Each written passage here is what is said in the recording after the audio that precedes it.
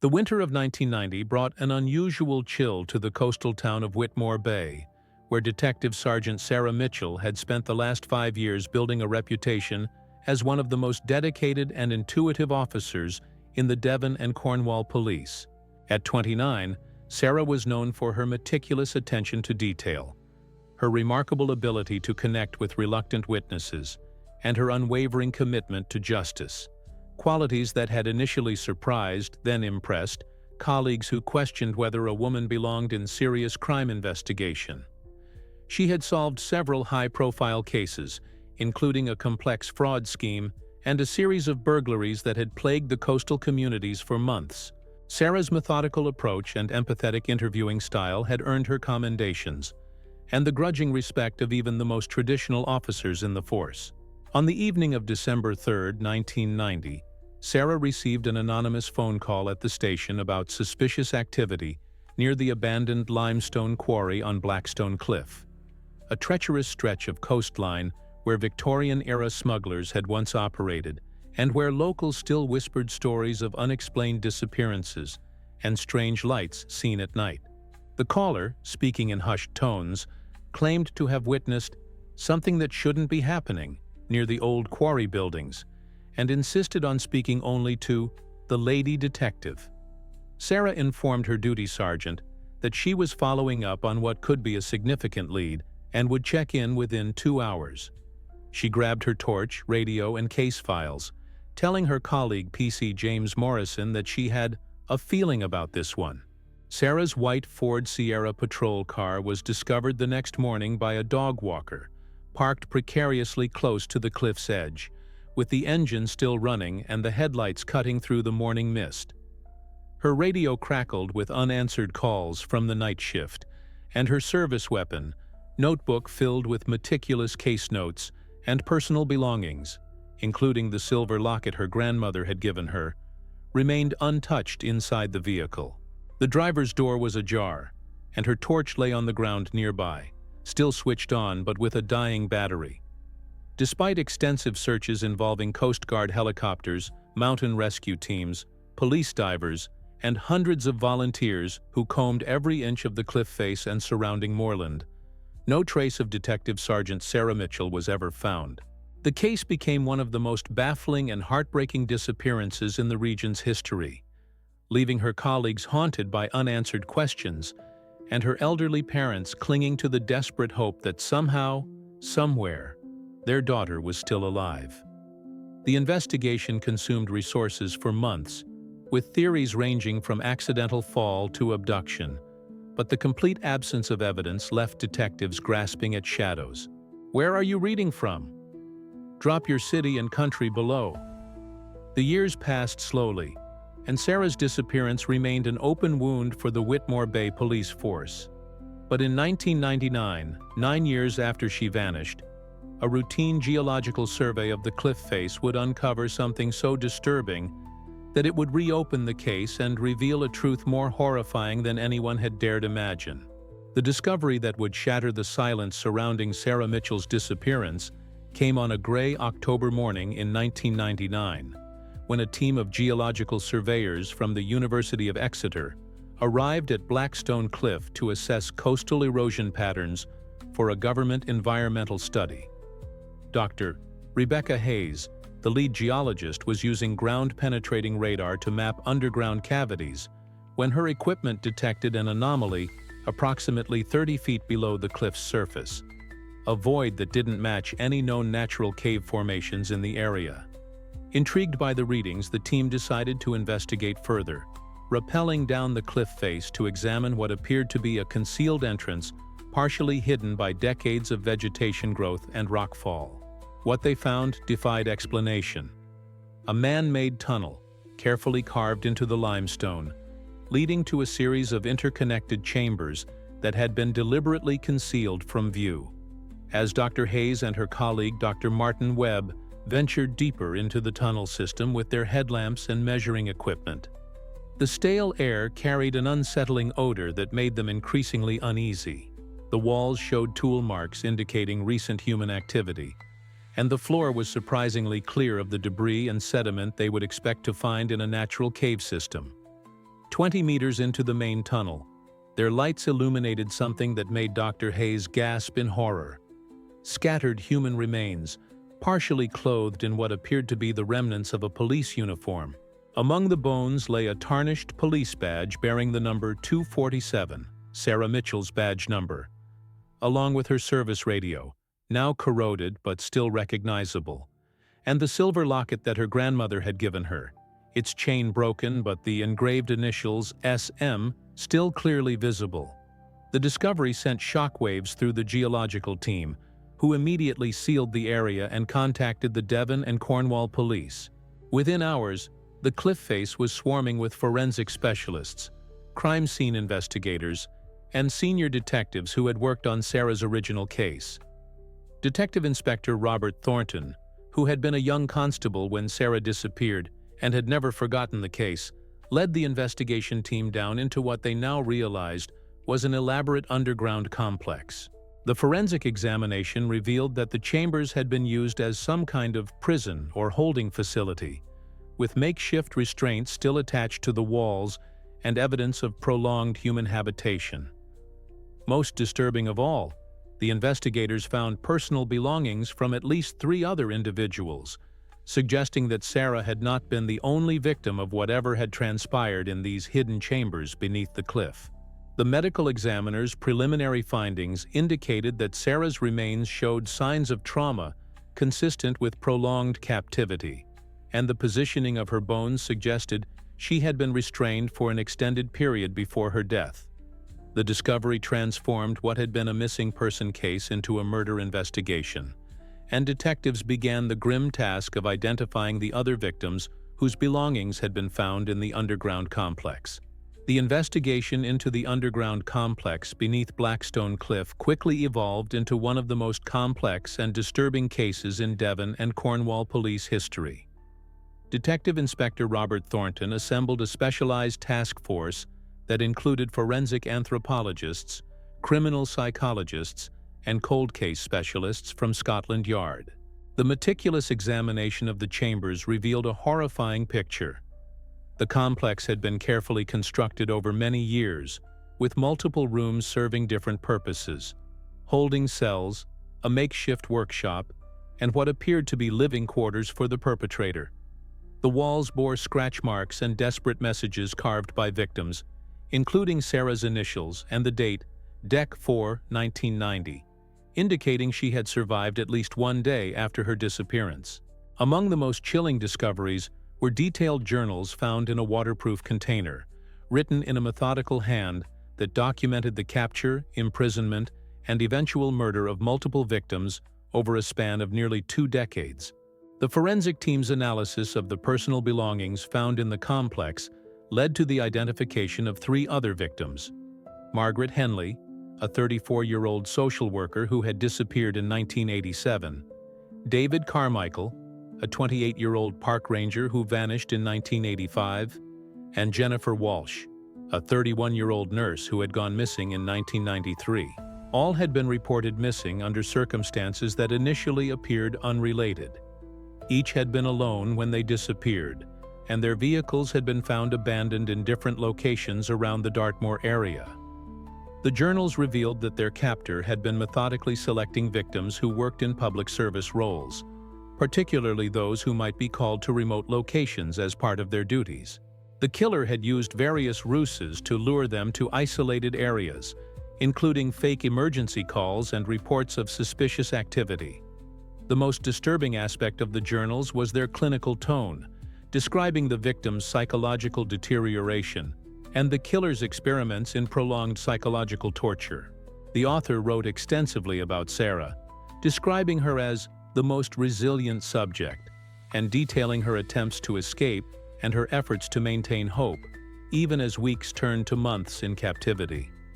The entries revealed that Sarah had tried to keep track of time by scratching marks on the wall, and had even attempted to dig an escape tunnel with improvised tools. Her determination and courage in the face of unimaginable horror became a source of both admiration and heartbreak for the investigators reading these accounts. As the forensic examination continued, The team discovered that the complex extended even further than initially thought, with additional chambers that showed signs of recent use. This revelation raised the terrifying possibility that the killer might still be active, and that there could be more victims whose disappearances had not yet been connected to this underground prison. The investigation took on new urgency, as detectives realized they might be racing against time to prevent future abductions. The breakthrough in identifying the killer came from an unexpected source: the meticulous records he had kept of his own activities. Among the journals found in the complex, investigators discovered detailed maps of the local area marked with surveillance points, victim profiles complete with photographs taken without their knowledge, and most crucially, a maintenance log for the underground facility that included supplier receipts and equipment purchases dating back to 1983. The forensic accountants traced these purchases to a series of cash transactions made at various hardware stores across Devon and Cornwall. But it was a single credit card receipt from 1989, apparently kept as a trophy, that provided the first solid lead. The receipt bore the name A. Blackwood and was for the purchase of heavy-duty chains and padlocks just weeks before Sarah's disappearance.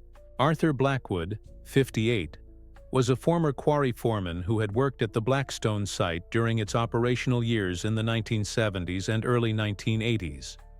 After the quarry closed, he had remained in the area as a caretaker for the abandoned site, giving him unlimited access to the location and intimate knowledge of its underground passages.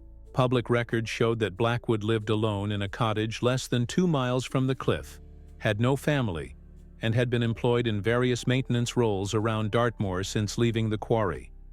His neighbors described him as a quiet, unremarkable man who kept to himself, and was often seen walking the moors at odd hours. What they didn't know was that Blackwood had been using his knowledge of the quarry's tunnel system to create his underground prison, systematically expanding and reinforcing the natural caves to serve his twisted purposes. When police arrived at Blackwood's cottage to arrest him, they found it empty but discovered evidence that he had fled recently: half-eaten meals, still warm ashes in the fireplace, and a hastily packed suitcase left behind. More disturbing was the discovery of a trophy room in his basement, containing personal items from his victims, hundreds of photographs documenting their captivity, and detailed plans for future abductions. Among these plans was a file on Detective Constable Emma Richards, a young officer who had recently joined the Whitmore Bay Force and who bore a striking resemblance to Sarah Mitchell. The realization that Blackwood was already stalking his next victim sent the investigation into overdrive. A massive manhunt was launched across the Southwest, with roadblocks, helicopter searches, and alerts sent to every police force in the country. The media coverage of the case was unprecedented, with Sarah's story capturing national attention and generating hundreds of tips from the public. Blackwood's photograph was broadcast on every news channel, and his description was circulated to airports, ferry terminals, and border crossings. The investigation team worked around the clock, knowing that every hour that passed increased the likelihood that Blackwood would either escape completely or claim another victim before he could be captured. The manhunt for Arthur Blackwood reached its climax on a fog-shrouded November evening, when a sharp-eyed petrol station attendant in Bodmin recognized him from the television appeals and immediately contacted police. Blackwood had been living rough on Bodmin Moor for 3 weeks, surviving on stolen food and camping equipment while apparently planning his next move. When armed response units surrounded his makeshift camp in a remote valley, they found him in possession of detailed surveillance notes on Detective Constable Emma Richards, including her home address, daily routines, and shift patterns.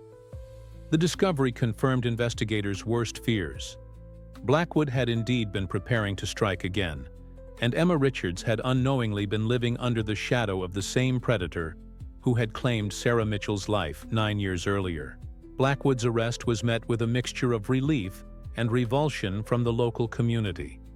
During his initial interrogation, he showed no remorse for his crimes, speaking about his victims with a chilling detachment that horrified even experienced detectives. He described the underground complex as his laboratory and referred to his victims as subjects in what he claimed were psychological experiments. The interrogation revealed the full extent of his depravity. He had been abducting and imprisoning people for over 15 years, with Sarah and the other identified victims representing only a fraction of his crimes. Blackwood boasted about other victims whose bodies had never been found, claiming he had perfected methods of disposal that would ensure they remained hidden forever. The psychological evaluation of Blackwood revealed a highly intelligent but deeply disturbed individual who had developed an elaborate fantasy world in which he saw himself as a researcher studying human behavior under extreme stress. His journals, when fully analyzed, showed a progression from petty crimes in his youth to increasingly sophisticated abductions and murders. The psychiatrists determined that he had likely been planning and refining his methods for decades, using his legitimate access to the quarry site to create what was essentially a private torture chamber.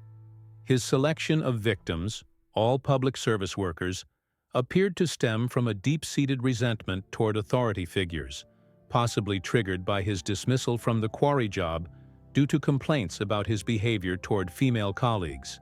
The trial of Arthur Blackwood became one of the most closely watched criminal proceedings in British legal history.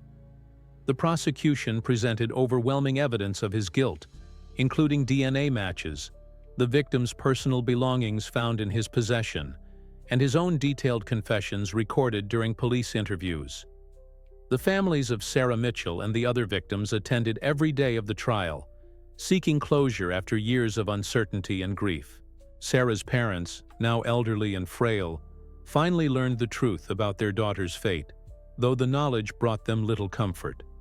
The judge sentenced Blackwood to life imprisonment without the possibility of parole, calling his crimes among the most heinous and calculated acts of evil ever to come before the court. The aftermath of Arthur Blackwood's conviction brought both closure and lasting trauma to the communities affected by his crimes. The underground complex beneath Blackstone Cliff was permanently sealed with concrete after forensic teams completed their exhaustive examination, but not before it had yielded additional evidence that linked Blackwood to several other unsolved disappearances across the Southwest. The Devon and Cornwall police established a dedicated cold case unit specifically to investigate these connections, eventually identifying at least 7 more victims whose disappearances could be attributed to Blackwood's decades-long reign of terror. Detective Inspector Robert Thornton, who had led the investigation, was promoted to Detective Chief Inspector but struggled with the psychological toll of the case, eventually taking early retirement after suffering from severe post-traumatic stress disorder, triggered by the horrific details he had uncovered in Blackwood's journals. Sarah Mitchell's family, after years of uncertainty and false hope, finally had the answers they had desperately sought, though the truth proved more horrific than they had ever imagined. Her parents established the Sarah Mitchell Foundation, dedicated to improving safety protocols for police officers working alone and providing support for families of missing persons. The foundation lobbied successfully for changes in police procedures, including mandatory check-in protocols for officers responding to calls in remote locations and the implementation of GPS tracking systems in all patrol vehicles. Sarah's younger sister, who had become a social worker partly inspired by her sister's dedication to helping others, became the foundation's director and a prominent advocate for victims' rights. The case also prompted a comprehensive review of missing person investigations across the UK, with Sarah's disappearance serving as a stark example of how serial killers could exploit gaps in communication between different police forces. The investigation had revealed that Blackwood's victims had been taken from locations spanning multiple police jurisdictions, and the lack of coordination between forces had prevented investigators from recognizing the pattern earlier. As a result, the Home Office mandated the creation of a national missing persons database and established protocols for sharing information about suspicious disappearances across police force boundaries. Detective Constable Emma Richards, who had unknowingly been Blackwood's intended next victim, left the police force shortly after his trial, unable to cope with the knowledge of how close she had come to sharing Sarah's fate. She later became a counselor specializing in trauma recovery, dedicating her life to helping other survivors of violent crime. The cottage where Blackwood had lived was demolished by the local council, and the site was converted into a memorial garden dedicated to all victims of violent crime, with a special plaque honoring Sarah Mitchell and her commitment to protecting others. As the years passed, the legacy of Sarah Mitchell's case continued to influence law enforcement practices and victim advocacy across the United Kingdom and beyond. The Sarah Mitchell Foundation expanded its reach internationally, partnering with organizations in Europe and North America to share best practices for missing person investigations and officer safety protocols. The Foundation's annual conference became a gathering point for law enforcement professionals, victim advocates, and families affected by violent crime, creating a community of support that transcended geographical boundaries. Sarah's story was incorporated into police training curricula at academies throughout the UK, with her courage and dedication serving as an inspiration to new generations of officers who learned about the risks and responsibilities of their chosen profession. The Blackstone Cliff site, once a place of horror and despair, was gradually reclaimed by nature and transformed into a place of remembrance and healing. The Devon and Cornwall Police, working with local conservation groups, established a coastal walking trail that passed near the former quarry site, with interpretive panels explaining the area's industrial history while respectfully acknowledging its more recent tragic significance. The trail became popular with visitors who came to pay their respects to Sarah and the other victims, and many left flowers or small tokens of remembrance at the memorial stone that marked the approximate location of the sealed underground complex. Blackwood himself remained imprisoned in a high-security facility, where he continued to be studied by forensic psychologists seeking to understand the mind of a serial killer. His case became a subject of academic research, with criminologists analyzing his methods and motivations to help prevent similar crimes in the future. Despite numerous attempts by investigators and researchers to extract information about additional victims, Blackwood maintained his silence about other potential crimes, taking his secrets with him when he died of natural causes in prison in 2015, 16 years after his conviction. The impact of Sarah's case extended far beyond law enforcement and into popular culture, inspiring documentaries, books, and television dramas that explored the themes of justice, sacrifice, and the thin blue line that separates order from chaos. However, Sarah's family worked tirelessly to ensure that these portrayals focused on her life and service, rather than sensationalizing the circumstances of her death. They established strict guidelines for any media productions about the case, insisting that Sarah be remembered as a dedicated police officer who died in the line of duty, not merely as a victim of a deranged killer. 25 years after Sarah Mitchell's disappearance, the Whitmore Bay Police Station underwent a major renovation that included the installation of a permanent memorial wall honoring officers who had died in the line of duty. Sarah's photograph held the place of honor at the center of the display, surrounded by the images of other fallen colleagues and accompanied by a bronze plaque that read, "Detective Sergeant Sarah Mitchell, 1961-1990. She gave her life in service to others, and her courage continues to protect those who serve." The memorial became a focal point for annual remembrance ceremonies attended by officers from across the Southwest, with Sarah's parents, now in their 80s but still actively involved in the foundation, speaking each year about their daughter's dedication and the importance of never forgetting those who make the ultimate sacrifice. The technological advances that emerged in the decades following Sarah's case revolutionized police work in ways that might have saved her life. GPS tracking, body cameras, and advanced communication systems became standard equipment for officers, while sophisticated databases and analytical software helped investigators identify patterns and connections that might have been missed in earlier eras. The Sarah Mitchell Protocol, implemented across UK police forces, required officers responding to calls in remote locations to maintain constant radio contact and mandated that backup units be dispatched automatically if an officer failed to check in within specified time frames. These measures, directly inspired by the circumstances of Sarah's disappearance, were credited with preventing numerous potential tragedies. The psychological impact of the case on the Whitmore Bay community gradually evolved from trauma to a form of collective resilience. Local schools incorporated Sarah's story into their citizenship curricula, teaching children about public service, personal safety, and the importance of looking out for one another.